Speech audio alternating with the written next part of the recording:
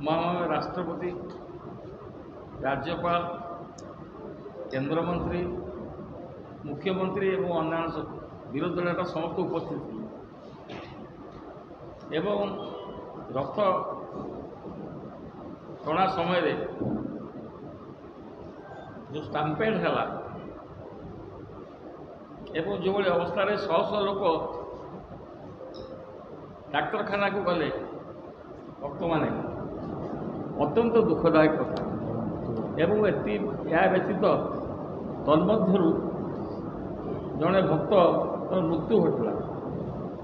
एथिपाई किए दायी किए सरकार तो स्पष्ट करने कथा तांको तरफ सी इनक्वारी कमिशन बसाया कथा सरकार आसला दिन ठार आईन श्रृंखला परिस्थिति संपूर्ण भाव विपर्यस्त होती तेणु बंधुगण आपण मानक मन पकईदा चाहे जे धन्यवाद बहुत सरकार को जे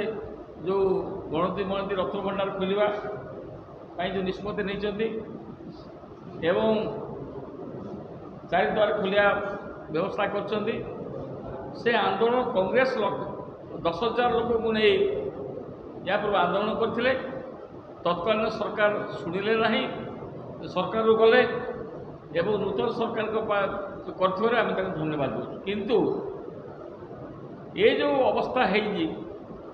पृथ्वी रथयात्रा राष्ट्रपति सामने मुख्यमंत्री थाई एथिपाई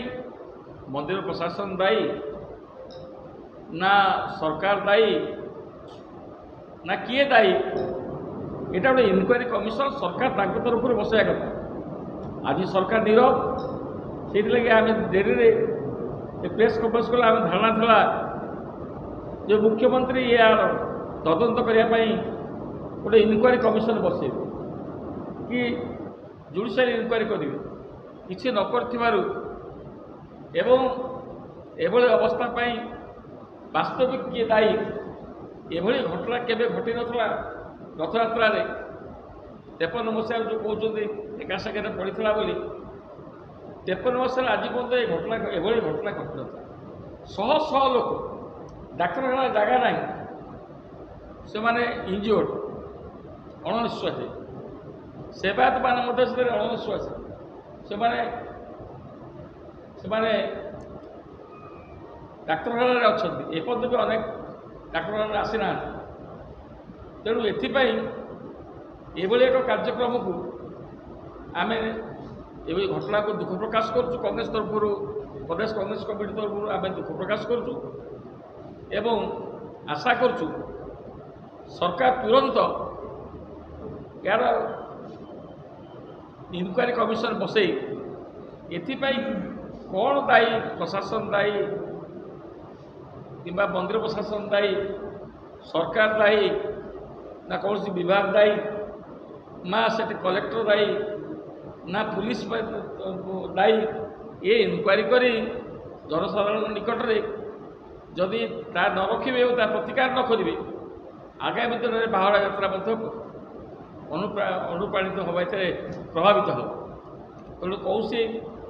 महाप्रभु जगन्नाथंकर यात्रा गुंडीचा यात्रा सरला पर बाहुड़ा यात्रा अच्छी ता पूर्व आम